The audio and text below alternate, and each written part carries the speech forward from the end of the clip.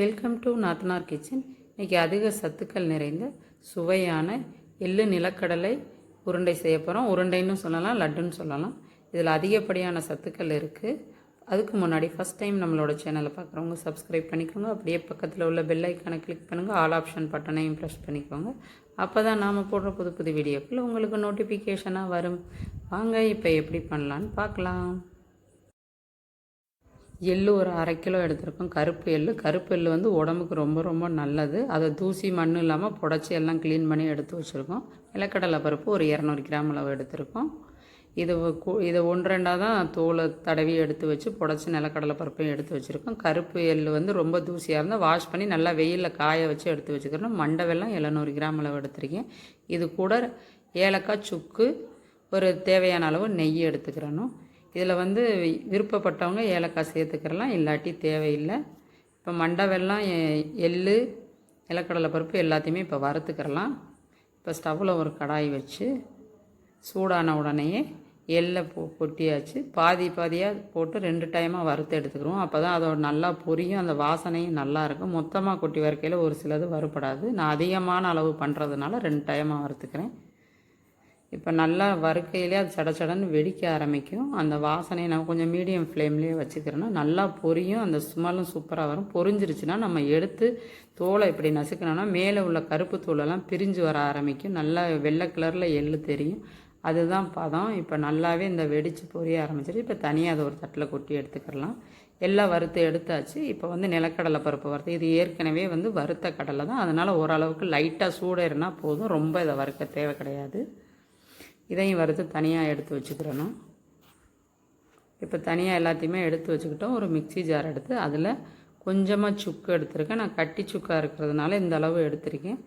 நீங்கள் வந்து 1/2 கிலோவுக்கு வந்து 1 டீஸ்பூன் அளவுக்கு சுக்கு தூளாக எடுத்துக்கிறலாம். இப்போ நான் ஏலக்காய் சேர்க்கலை, சுக்கு மட்டும்தான் சேர்த்து இது கூட கருப்பு எள்ளு வறுத்ததை போட்டிருக்கோம். சூடு இருக்கையிலேயே போட்டே அரைச்சிக்கிறணும். ரொம்ப நைஸாக அரைக்காமல் ஓரளவுக்கு நல்லா கொஞ்சம் நெருப்பாக தான் அரைச்சிருக்கேன். ரொம்ப நைஸாக அரைச்சா எண்ணெய் பதமாக இருக்கும். அதனால வந்து ஓரளவுக்கு இந்த அளவு அரைச்சா போதும். இப்போ இது கூடயே நிலக்கடலை பருப்பையும் நல்லா அடித்து எடுத்துகிட்டு வந்துக்கிறணும். அதையும் ஓரளவுக்கு தான் அடித்து எடுத்துருக்கோம். இப்போ இந்த அளவு பதத்துக்கு நம்ம அடித்து எடுத்தாலே போதும். உங்களுக்கு இல்லை எண்ணெய் பதமாக நல்லா பிசுபிசுப்பு தன்மையோடு வேணும்னா நல்லாவே அடித்து எடுத்துக்கிறலாம். கூடயே வெல்லத்தையும் சேர்த்து அடிச்சிங்கன்னா அது நல்லாவே ஈரப்பதத்தோட எண்ணெய் பதமாக தெரியும். அது வந்து சாப்பிட்றதுக்கு கொஞ்சம் திகட்டும். இது வந்து கொஞ்சம் திகட்டாது. இப்போ வெல்லத்தையும் தட்டி நம்ம போட்டு இப்போ மிக்சியில் அதையும் பவுடர் பண்ணி இப்போ அடித்து எடுத்துக்கிட்டோம். இப்போ வெல்லத்தையும் சேர்த்தாச்சு. எந்த அளவுக்கு எடுக்கிறோமோ சரிக்கு சரியாகவே சேர்த்தணும். 1 கப்பு எள்ளுனா 1 கப்பு வெல்லம் சேர்க்கணும். அப்போ தான் அதோட டேஸ்ட் நல்லாயிருக்கு. இல்லை கசப்புத்தன்மை தட்டுப்பட்டுரும். இந்த மாதிரி போட்டுக்கிறோன்னா இப்போ இது கொஞ்சம் உப்பு சேர்த்துக்கிறோம். நம்ம நிலக்கடலையில் உப்பு இருந்ததுனால நான் போடலை. இப்போ எல்லாத்தையும் நல்லா மிக்ஸ் பண்ணி விட்டுட்டு இப்போ 2 டேபிள் ஸ்பூன் அளவு நெய் சேர்த்துக்கிறோம். நம்மளுக்கு எவ்வளோ விருப்பமோ சேர்த்துக்கலாம். இது நான் பசங்களுக்கு கொடுக்கறதுனால நான் நெய் சேர்த்துக்கிறேன். நெய் நம்ம சேர்த்ததே தெரியாது, அந்த எள்ளோட ஸ்மெல் தான் இருக்கும். நெய் சேர்த்து பண்ணையில் ரொம்பவே சத்துக்கள் அதிகமாக இருக்கும். வெல்லத்துலேயும் அயன் சத்து எல்லாமே இருக்குது. நிலக்கடலை பருப்பு அதெல்லாம் வந்து பாதாம் முந்திரியில் இருக்கிற சத்து நிலக்கடலை பருப்புலேயும் இருக்குது. இதெல்லாம் சேர்த்து பண்ணையில் ரொம்ப ஹெல்த்தியாக இருக்கும். சூடோடையே நம்ம அடித்து கொட்டி உடனே பிடிக்கணும், இல்லாட்டி உதிரி உதிரியாக வந்துடணும். இப்படி சூட்டோடையே நம்ம உருண்டைகளை பிடிச்சி எடுத்துடணும்.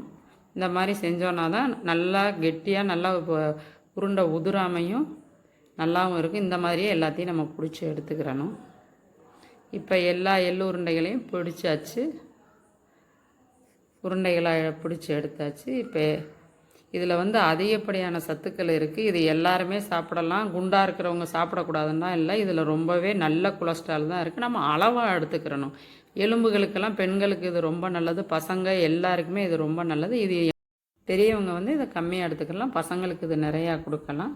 இது என்னோடய பையன் ஹாஸ்டலுக்கு போகிறதுனால அவருக்கு நான் நிறையா பண்ணி கொடுப்பேன். இது அடிக்கடி நாங்கள் பண்ணுற ஒரு விஷயம். உங்களுக்கு இந்த ரெசிபி பிடிச்சிருந்துச்சுன்னா நீங்களும் ட்ரை பண்ணி பார்த்துட்டு லைக் பண்ணுங்கள், ஷேர் பண்ணுங்கள். உங்களோட கருத்துக்களை கமெண்ட் பாக்ஸில் போஸ்ட் பண்ணுங்கள். தொடர்ந்து நம்ம சேனலுக்கு எல்லோரும் சப்போர்ட் பண்ணுங்கள். தேங்க்யூ ஃபார் வாட்சிங்.